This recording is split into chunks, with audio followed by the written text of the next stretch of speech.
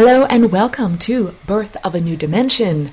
My name is Aurora and I will be your host as we explore this higher dimensional reality. I am also the Flying Rainbow Lasagna. This is a hyperdimensional shape that I have described in the past, and today we will be talking about aspects of ascension, both personal or individual and planetary, as well as universal, or let's say across the cosmos, aspects of consciousness who occupy higher dimensional, less dense space, and of course, the other beings or aspects of consciousness that occupy the interstices or the meniscus, the area or membrane in between different levels of density. So I had a technological glitch. I am beginning again, and so I will just consider that to have been the brief warm-up to me really being able to get into this. I say this all the time in case you are new to my broadcast. I am a walk-in, and I am a galactic walk-in. So this means that I am a celestial or star-based consciousness that has come to occupy the physical form of a human female in this time and place. And I came in when the body was age 27 in 2001 on October 8th, and the portal through which I came is called the Flying Rainbow Lasagna. I created the Flying Rainbow Lasagna. I literally created not only a new thought, but a new dimension. And the new dimension is created in the same way that I spoke about 2 episodes ago in how to build the dimensions of the universe from the 0th dimension all the way up to the 8th dimension, even though recognizing it goes up to the 11th and beyond. This is an infinite stairwell in both directions. Building a higher dimension means just taking a sip of tea, moving at 90 degrees or at perpendicular angles to the dimension you are presently experiencing. So it can be difficult to understand, but understanding it visually seems to help. This is why I also direct your attention to the UCY TV homepage /FRL for Birth of a New Dimension, where at the lower left-hand corner you will see a link to click on the feed for Birth of a New Dimension over on Facebook. And for each episode, I post pictures of my artwork that are relevant to the topics that I am discussing, because ordinarily, I use more than just my vocal cords to paint pictures. I use my hands and actual physical paint or pixels on a screen. The information and the concepts that I bring across have a lot to do with visual perception beyond verbalized language, even though it is not necessarily a visual perception of the 3rd dimensional reality. It is a visual seeming perception of hyperspace reality. So that might be hard to understand, but if you will take some time to look at my artwork, I think it will speak for itself. My website is flyingrainbowlasagna.com, and that's lasagna with an E on the end. So you can either add /art, or you can click on the Art tab, and that will take you to various examples of my artwork. I'm going to post on the Facebook feed also an image of the nested chakras, which are the color recipe for the nested chakras is derived from the color recipe for light from the sun, which is our nearest star and is named Sol. Each star has its own individuated consciousness and also its own individuated color recipe. And we, being here close to Sol, have calibrated that light from the sun is white colored light or neutral light. And our eyes, in an interesting aside, the way that the physical structure of your physical eye functions is to look at the environment, choose something that you know is white, and calibrate everything based upon that. So even though, it's an interesting experiment, if you put on a white t-shirt or have a friend put on a white t-shirt and sit underneath like a pink street light, even though their shirt appears pink in that light, you interpret it as white because you know that it is white. So this is just an interesting aside, but it has a lot to do with our system of interpretation and how it is biologically based and how that has an impact on our system of perception. So just understand that the biological bodysuit that you're wearing is affecting your perception, and also that as an emanation of the sun, you are being heavily influenced, as we all are, by its proximity. Technically it is a masculine, we call it his proximity. So anyway, the sun's color recipe has its own particular flavor, and it is possible to do a spectral analysis, like according to the spectrum of the wavelengths of light that are emitted from each star, and in that sense kind of fingerprint or find the unique characteristics that are associated with each particular star. So each one of us and the chakras on our body are tuned to our nearest star. Now, if you are a practitioner of any healing modality, if it is hands-on or if it is hands-off or if it is distance or if it is purely allopathic or if it is purely holistic, in any sense, if you are working with the physical corporeal human form, I invite you to learn more about the non-physical human form, the chakras, the energy centers of the body. They are a system of organs, just in the same way that there is a physical, fleshy system of organs. And the information that I present in my website and recorded lessons, which are called Lessons for Full Spectrum Humans, are detailed descriptions of how our chakras are, I want to say, interpenetrating our bodies and arranged upon our bodies, and how they also interact with one another. So chakras are often presented just as glowing balls of light or amorphous blobs, and they are way more than that.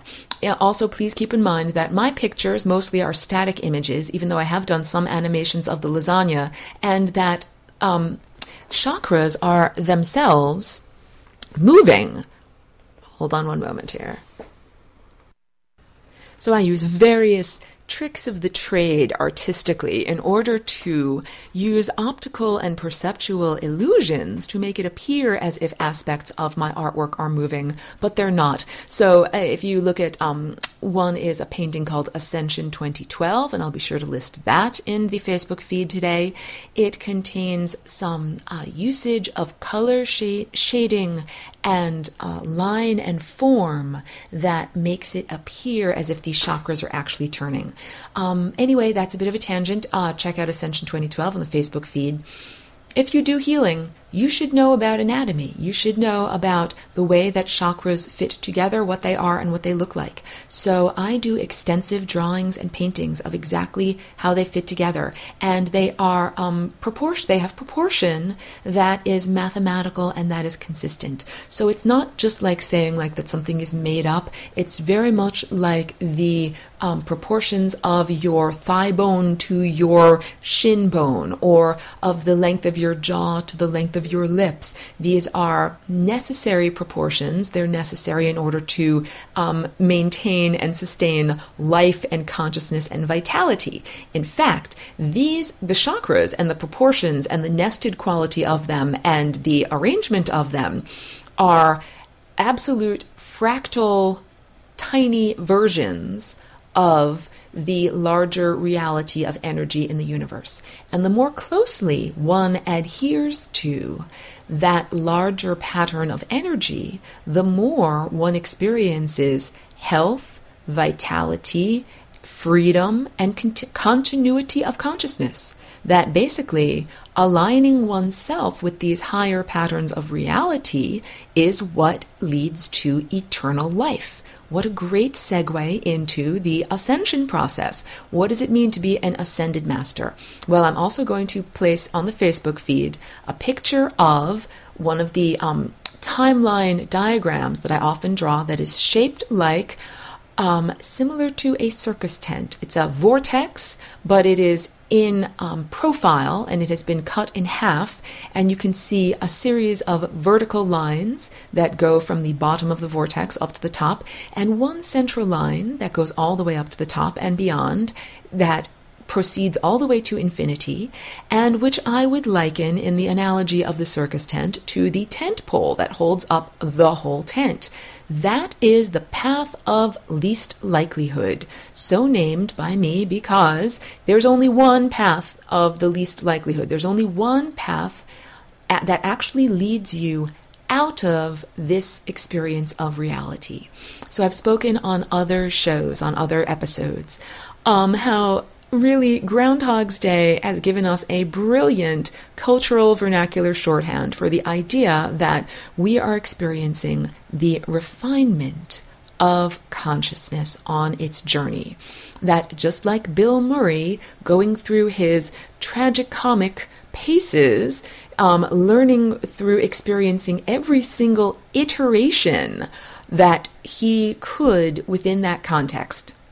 Every single, an iteration meaning every single possible combination of information and action or behavior and ideas. Bill Murray in that movie got to know that town inside out, backwards and forwards, and made every single different possible type of choice that he could in exploring that reality. And each one of us is on a similar journey of consciousness within one lifetime.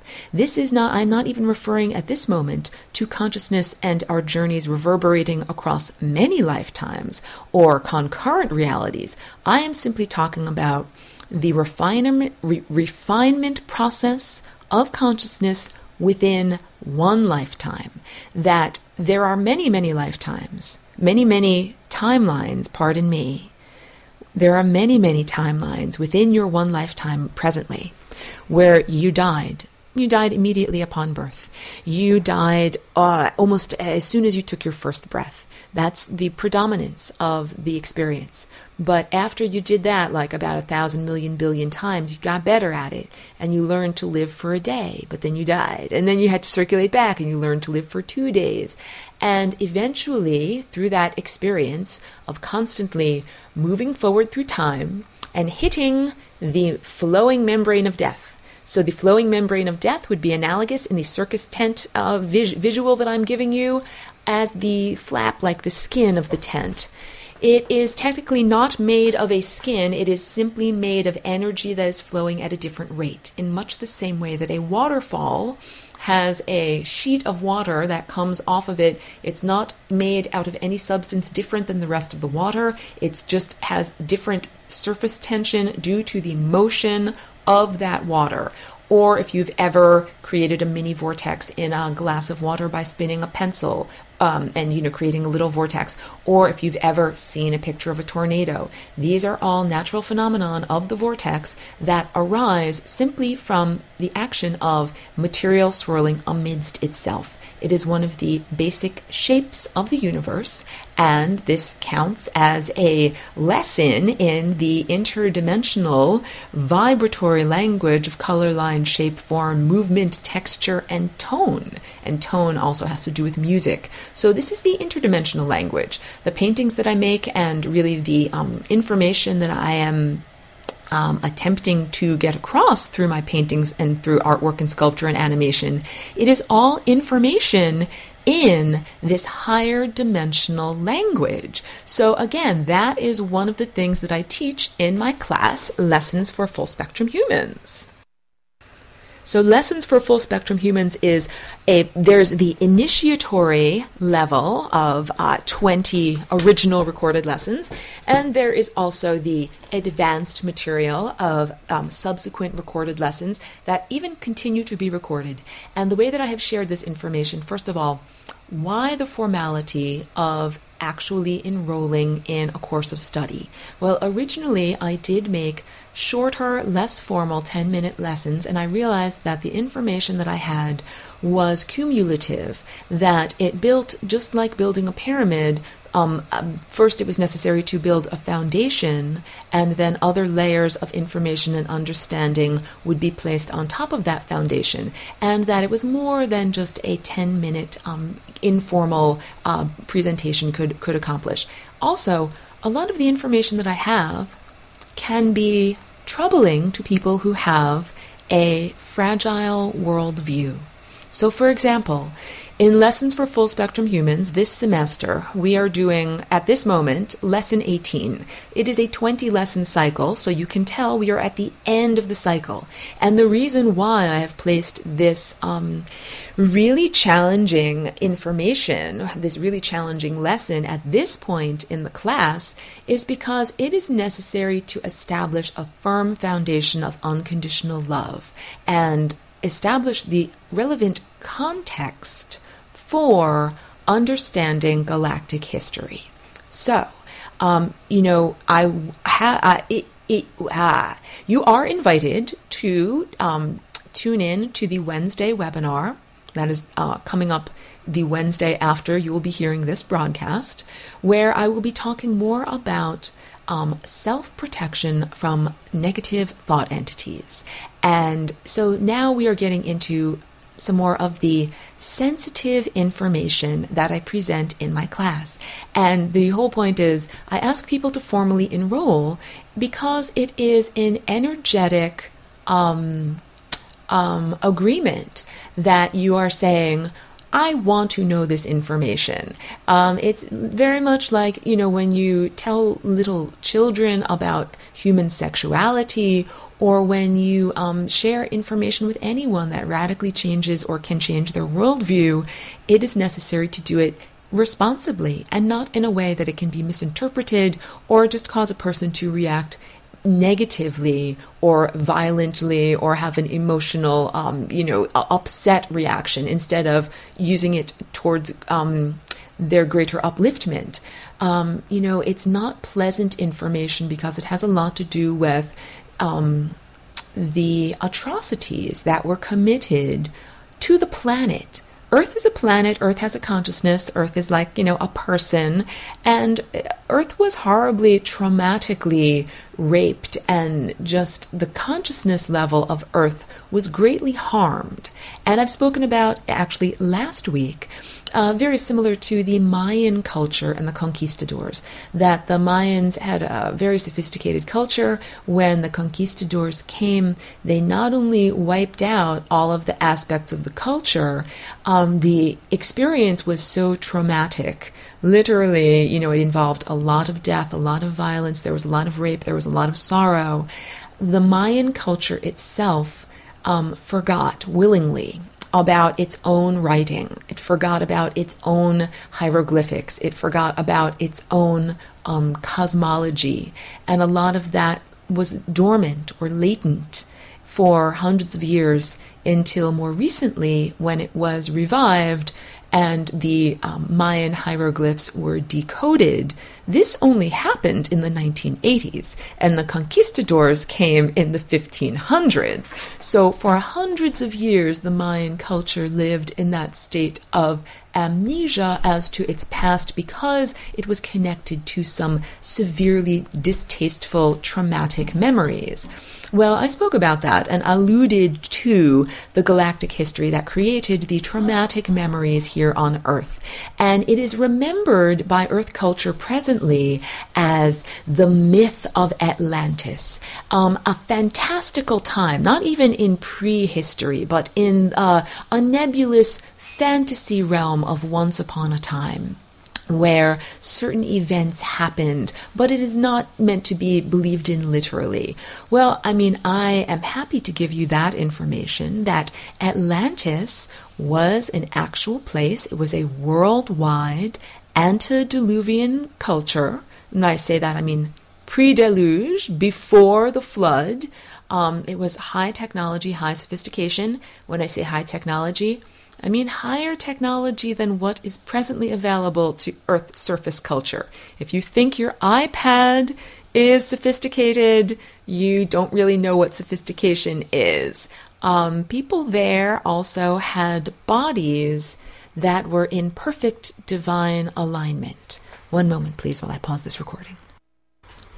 The chakras of the people that lived in that time and place were perfectly aligned. They were not crooked, they were not slanted, they were not askew, they did not release energy due to friction and entropy.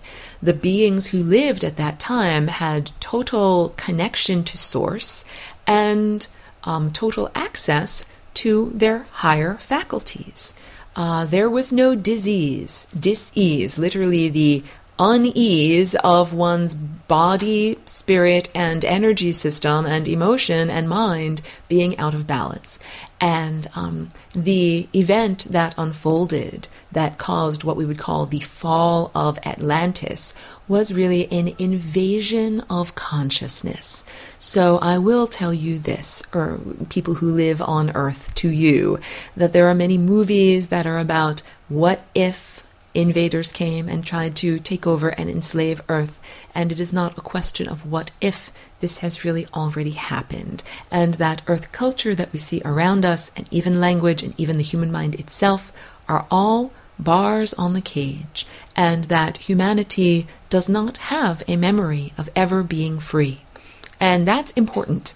That is incendiary information, first of all. I am making you aware of your chains, because one of the ways that humanity has been kept in this state, this diminished state, a state of diminished contact with the source and with your own innate divinity and your own creative potential, has been kept in that state intentionally, and you have been rendered unable to see that you are in a diminished state, which is why people in this time and place often look around and they say, look, we have high technology. This is the best that it ever has been. We have pulled ourselves up from rubbing two sticks together in order to make fire, and now look at us. We have gone into space.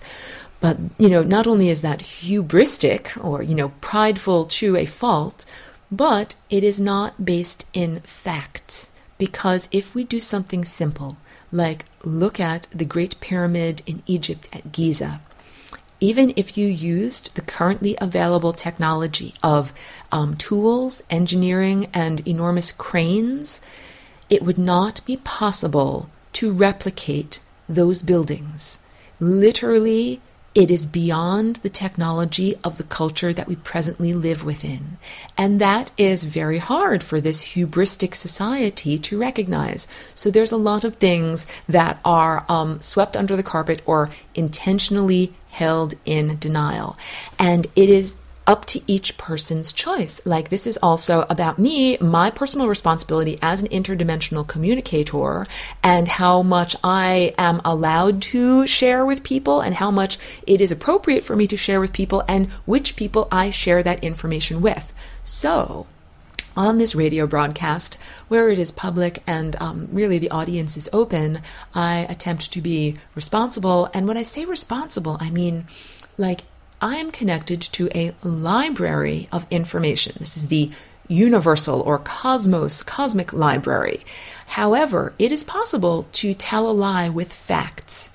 Like if someone said to you, like, hey, pay me that money that you owe me.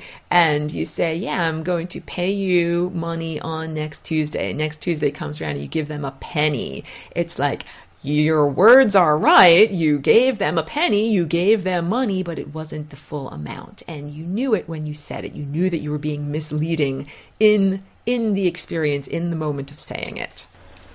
Perhaps that's not the best example, but what I'm trying to say is that it is necessary, in order to really present information truthfully as truth, to present that information in the correct order.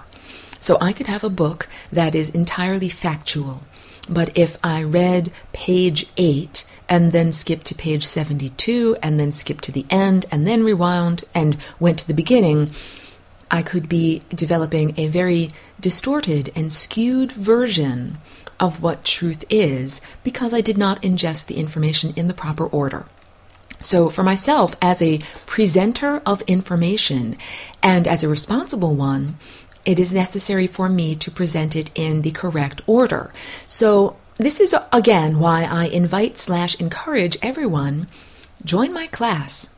We are at the end of this semester, but we will begin a new semester in probably mid-January or so, and then we will go through the cycle of learning about energetic anatomy. I know that I mentioned not that long ago on this recording that if you do any type of healing modality or healing work, learning about the chakras will only help you and enhance what you're able to do.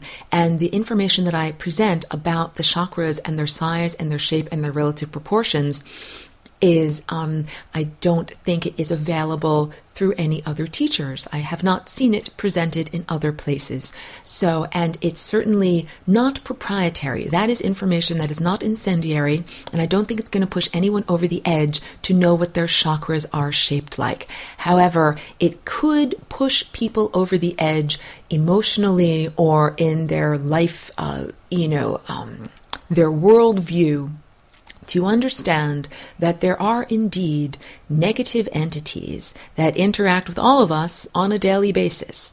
And this goes back to, the amnesia of the conquistadors, being in a nebulous state of not remembering how we got here and just scrambling for survival.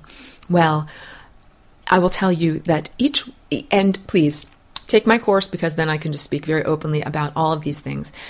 Each one of us has a blend of consciousnesses within us, and it is your own choice as a sovereign being what consciousness you identify with, what qualities of consciousness. And notice I am not talking about good versus evil, because I am a proponent of non-duality. I come here with the Flying Rainbow Lasagna concept in order to share with people in this time and place one of the key enzymes to unlock your experience, or a way to melt the bars on the cage that you're in, the cage of mentality and the cage of experience. And this is the idea of non-duality. So the Flying Rainbow Lasagna is a visual representation of non-dualistic thinking. And the anthropomorphic interpretations of galactic history that I'm giving you are also non-dualistic in their nature. It means that we need to understand if there are lower vibrational negative service to self entities that are attempting to siphon off energy from your chakras and have an impact, and I would say a negative impact, on your consciousness and your capacity to refine your consciousness, that becoming aware of those negative, lower vibrational thought entities is the necessary first step towards becoming free of them. And then I also am able to share several different techniques that I have developed for, when I say fighting against them, it's not the right term, because, fighting and adding to the struggle is really antithetical to the vibration of love and acceptance that is the true form of fighting. So in the physical realm, I am a non-violent person. I don't study martial arts, and I do not create situations which can be then solved with punching and kicking. And I tend to diffuse any situation from escalating to the level where where punching or kicking is required. However, I am certainly a warrior. And on the non-physical realm, in the non-physical hyperspace realm, I am absolutely a fighter. I am a freedom fighter. But in that realm, we fight with consciousness and with energy. So in the physical realm, the tools for fighting are like weapons or one's muscles, physical body. In the non-physical realm, weapons for fighting are ideas, energy, concepts, belief systems, and you can see that the Flying Rainbow Lasagna is a tool to have an impact in that realm. And when I see tool to have an impact in that realm, it's like saying that it is a weapon, but I don't want to weaponize the lasagna. I don't want to bring the terminology of the military industrial patriarchal violence world into the realm of spirit, because that is a different realm. If you were beset upon by demons, and ha ha ha, I'm not saying if, I'm saying that each and every one of us is surrounded by demons, lower level service to self entities who wish you harm and wish to feed off of you. And this is pretty much the human condition, and this also explains a great deal about human culture and human society, that all of human society is the systematic oppression of human consciousness for the convenience and benefit of non-human hyperdimensional entities. But these are not necessarily the well-intentioned hyperdimensional entities whom we would call ascended masters, because ascended masters are the beings that made it out through the top of the circus tent. The circus tent, the wormhole, the vortex of possibilities that are the chakras and that are your life. When you go through that whole whirling, swirling vortex and you experience every single possible iteration, much like Bill Murray in Groundhog's Day, eventually you come out the other side less of an asshole. You learn about yourself, you learn to be more loving, you learn what works and what doesn't work. And it is called the path of least likelihood, because after exploring every single other possible iteration, you make it to that path. And that path allows you to exit this lifetime, maintaining continuity of consciousness, and continue onward into another higher dimensional realm where you then experience the same thing. The tent poles are eternal timelines that do not terminate in the membrane of death. Ascended masters are beings whom have had their consciousness refined to the point of being able to exit the third dimensional reality. It means they learned their life lessons. They are no longer assholes. So of course, those are the hyperdimensional beings that we all wish to be associated with. Those are the beings that we wish to talk with, to learn from, and eventually to become one of them. They are like graduate students. They graduated from this school, and they like to help the people that are currently enrolled in their alma mater. But we are now contrasting that with the beings that occupy the interstices. These are beings that occupy the tent membrane itself. They got to their death and they refused to be unmade and enter the flow of energy as it continues its journey in the universe. And they have hunkered down, and they are there for the long haul. And they are the beings that cannot eat love, and yet they cannot return to corporeality. And beings that are, of course, hyperspace beings are able to eat pure love.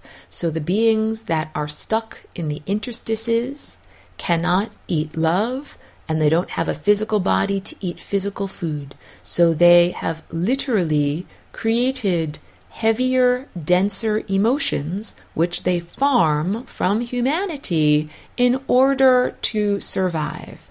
I'm giving this to you in a neutrally descriptive tone so that you're not horrified by this. And please understand that it requires a lot more backstory and contextual understanding about how those beings became stuck in the interstices, where they came from, what's their personal motivation, and all of this, really, the sword that cuts through the Gordian knot is unity consciousness. This is all that you need to understand, and I'll come back to this over and over. The idea that we are all emanations of a primary ray of consciousness. And just like the primary ray of white light from the sun can be split up into its constituent elements of the various colors of the rainbow, so too can the primary ray of consciousness of divine higher level entity being aware of itself can be split up into its varying characteristics. So all of the characteristics that are in each individual and in each star and in each star culture, they're all divine emanations. But what we must understand is that there's a recipe.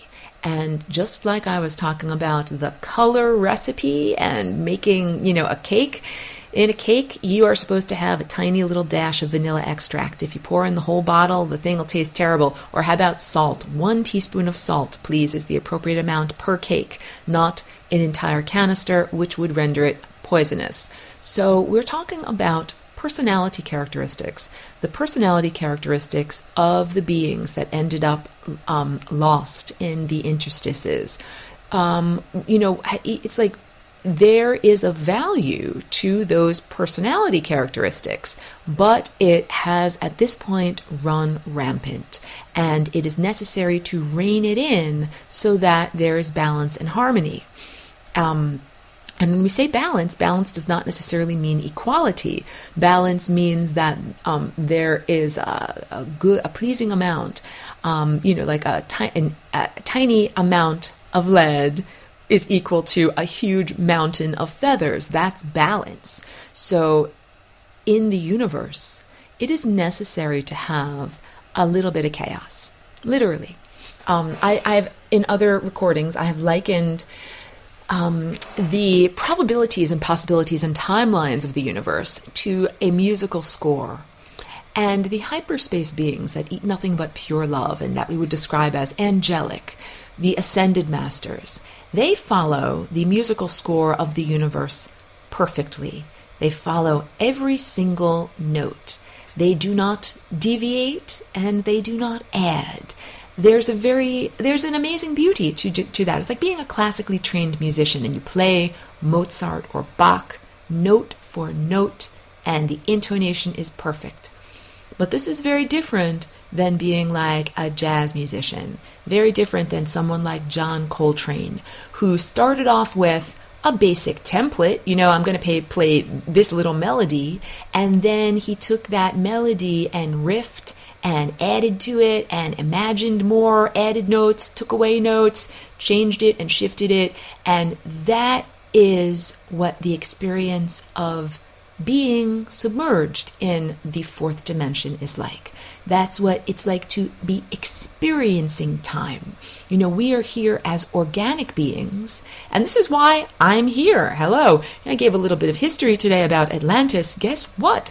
I was around during Atlantis.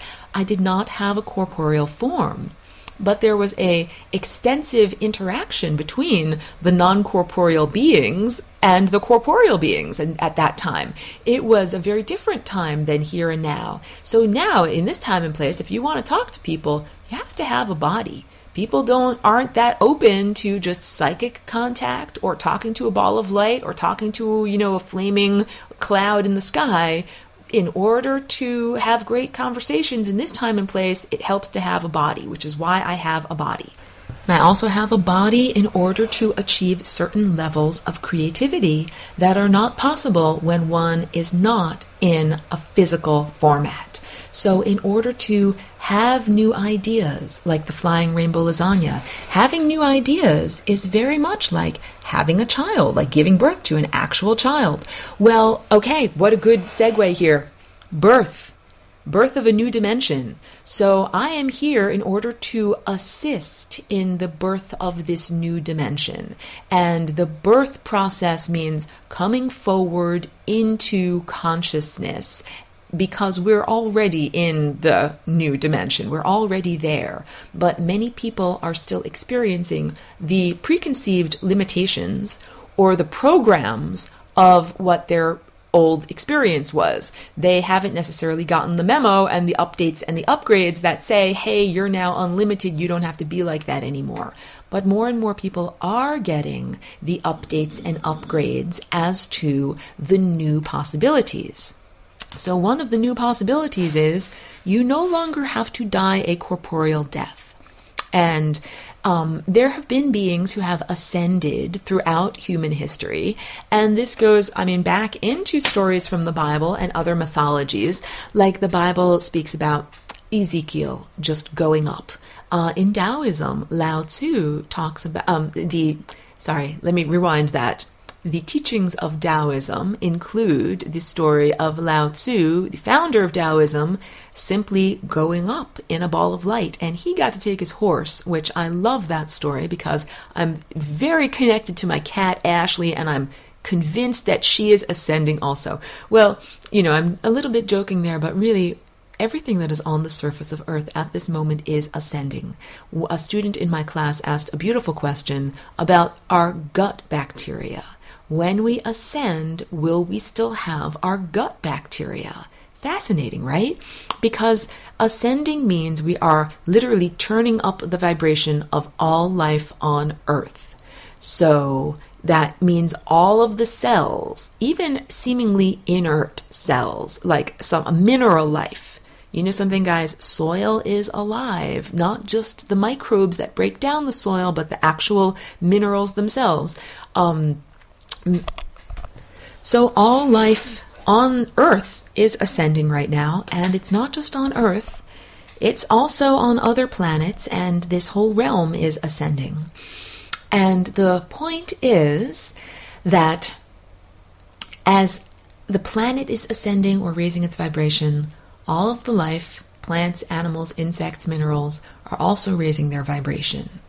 And this is different than the way it has been in the past. In the past, individuals raised their vibration, and then other individuals still existed at a lower vibrational state. That's what I'm trying to say, that in the past, it was like there were individual athletes of consciousness who reached amazing heights of self-cultivation and were able to achieve that path of least likelihood and exit this reality, having refined their consciousness and honed their ego to the point where it only contained characteristics that were worthy of continuing onward.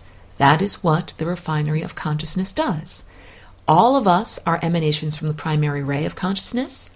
However, some characteristics are either distortions of that primary ray, or there's only meant to be a small amount of it, and it is necessary to hone the ego or sculpt the ego, taking away, carving away, smoothing away the things that are not necessary to be there until the only thing that remains is the eternal personality, the eternal persona.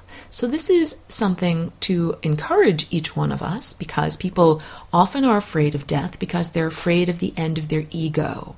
And people are sometimes afraid of unity consciousness because they think that it means a lack of individuality or a lack of individuation, or that it will be quote-unquote boring. No, the Ascended Masters are not boring people. In fact, each one of them has their own particular flavor or their own particular character or characteristics. They are not bland, vanilla creatures. They have differentiations. It is like saying this: if I take water and I pour water into a sea of water, if the water maintains its coherence, if all of the molecules of that water do not float apart and disperse throughout the entire ocean, then that water hasn't lost anything. And that is what it is to ascend. First of all, letting go of baggage, letting go of the sandbags that are holding you down so that the hot air balloon of your consciousness can rise higher. So you hone your consciousness, get rid of the things that no longer serve, and achieving the higher dimensional state, which is what the planet herself is doing. So the planet is a dreamer and a creator, a being with consciousness that is manifesting like an artist in exactly the same way that I am an artist of reality, and you and others, we are all artists of reality, and that Earth was severely limited by being cut off from her own higher faculties. And the disturbance was through a disturbance of human genes, that humans are like an organ that serves a vital purpose on the surface of the planet. And when the human genetic vibration was disturbed, it disturbed the healthy functioning and the total perception and capacity to manifest of the planet. So it was not only a traumatic event for humanity in deep antiquity, the loss of higher faculties and loss of communication, but it was also a tragedy for the planet. And now is the time when things are being set right. So first of all, we have exited the previous realm that is defined by the limitations of the purely physical, because we now occupy a realm that is a blend of the physical and the non-physical. And we occupy that realm since October 8th of 2001, and we do so because of the invention of the flying rainbow lasagna. The FRL creates a blending, an interface between the two surfaces of the toroidal shape that used to not be able to communicate. If you took the stretchy beach ball fabric of the universe, that essentially is the ever-expanding time horizon that emanates outward from the Big Bang. It's like a bubble. There's always the inside surface of the bubble and the outside surface of the bubble, and no way for the two surfaces to interact and communicate. The flying rainbow lasagna is the way to quote-unquote turn the bubble inside out, or make it like a Mobius strip with only one side, so that the inside and the outside can communicate. And we haven't cut anything in order to do this. The inside and the outside communicating means your interior realm of pure consciousness, emotion, spirituality, the non-physical feelings that you have, and your perception are seamlessly combined with the physical realm of matter that you see around you. Truly informed people know that when you look around you, what you're seeing is not a series of hard-edged objects, but a series of uncollapsed waveforms, possibilities and probabilities, and it is only your system of perception that is collapsing those waveforms and turning them into a tree, a desk, a glass of water, or a cat, that those things don't really exist at all in an empirical state. Those things exist as possibilities until your perception creates them as a reality. In the past, before 2001, the reality that was being created was a very hard-edged reality of Newtonian physics, of objects that followed certain rules. We now live in a different realm where physical matter is imbued with pure consciousness. There was never supposed to be this artificial separation and distinction. This has been an interesting blurb or a blip on the radar screen, or an interesting experiment. What happens when you take spirit and consciousness out of matter, and how does it behave? And how does culture behave? And now we are reconnecting. So that means that the limitations that used to hold people back do not hold people back anymore, because the limitations that used to plague the planet are no longer relevant. The way that we used to base the economy on resources, like there is a limited amount of gold in the surface or of the planet, or a limited number of diamonds in the surface of the planet. So we will dig them all up, count how many there are, and then say the relative value of this is this, and we'll use it as a system of trade. We won't be doing that anymore, because it will be understood that through consciousness we can create whatever is necessary to create. However, we're a little ways away from there, and it will take reculturization. So the ascension process has everything to do with changing people's minds, their process of perception, their belief system, what they think can, happen, what they think can be possible. A lot of it has to do with claiming one's own sovereignty and the truly amazing capacities of the human body. I've said this before. Your human body is all of the spiritual technology that you require. You do not require anything else in order to achieve the heights of sophistication. And so really, people who are interested in transhumanism, they want to combine themselves with microchips or combine themselves with nanotechnology or some form of artificial technology in order to improve their life in some way. I'm telling you, not only is it a slippery slope, it's a slippery slope like right off a cliff, and it's unnecessary. You don't need to give money to anyone else for anything. You literally have it all inside of you.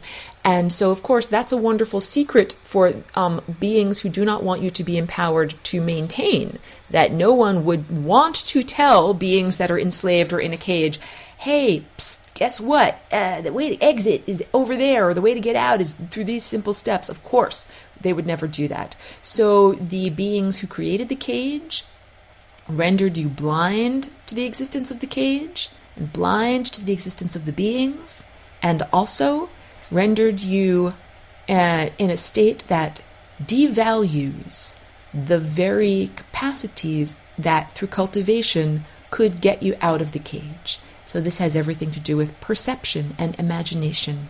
In this time and place, imagination is spoken about as something that is less valuable than quote-unquote reality, instead of imagination being valued as the source of reality.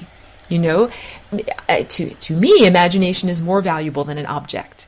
Like, if you have never seen a drinking vessel, but you are thirsty, and the capacity to imagine a cup that can hold liquid is more valuable than if someone just gave you a cup that can hold liquid.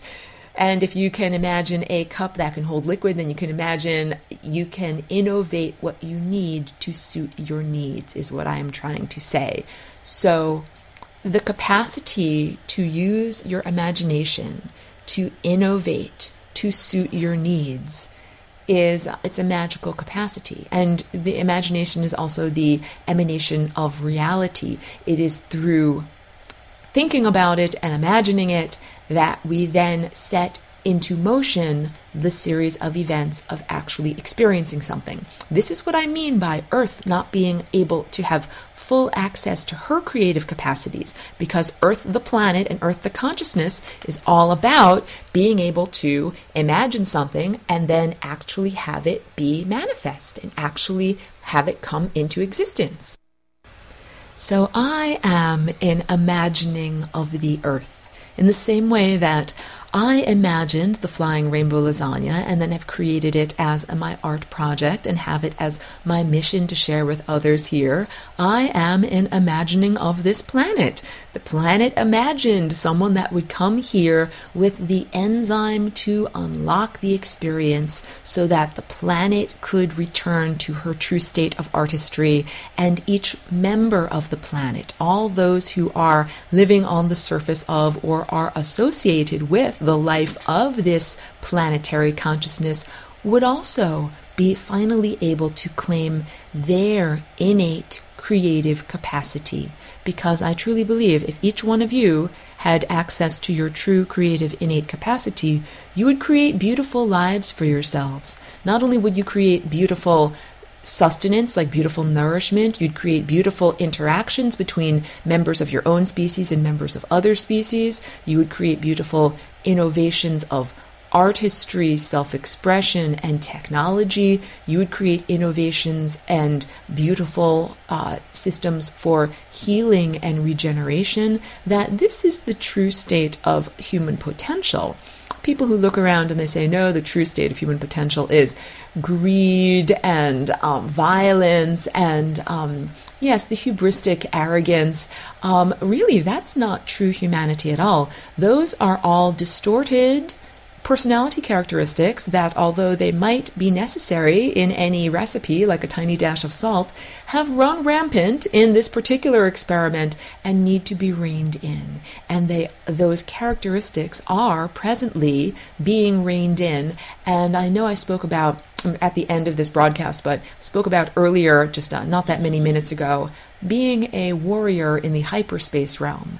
And the way that we fight there, we fight with ideas, we fight with concepts and with energy, and we fight using unconditional love. This is crucial.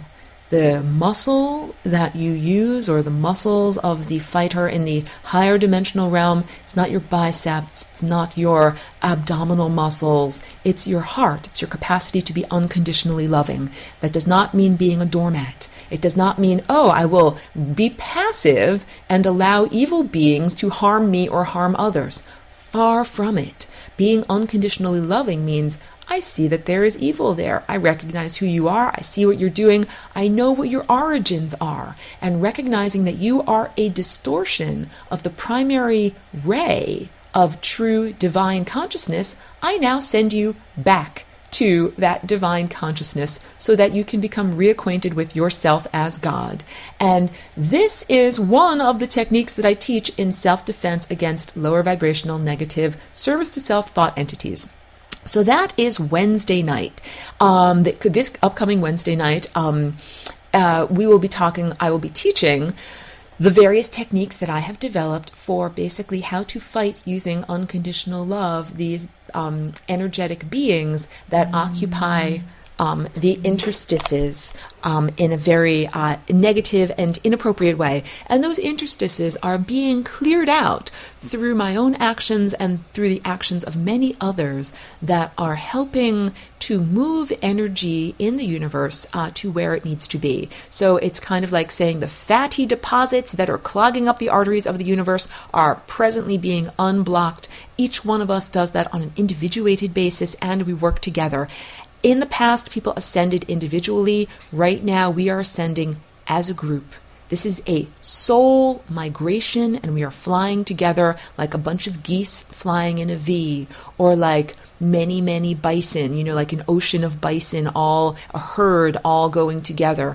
And when the geese fly in a V, they help each other out by buffering the wind and helping helping to inspire each other. However, they each have to go on their own. No one else is flapping anybody's wings for them. All of those geese, when you see them on their migration, and it's so beautiful to see them flying, they're athletes. And we need to be athletes of consciousness, cultivating your wings of consciousness so that you can fly into the higher dimensional realm.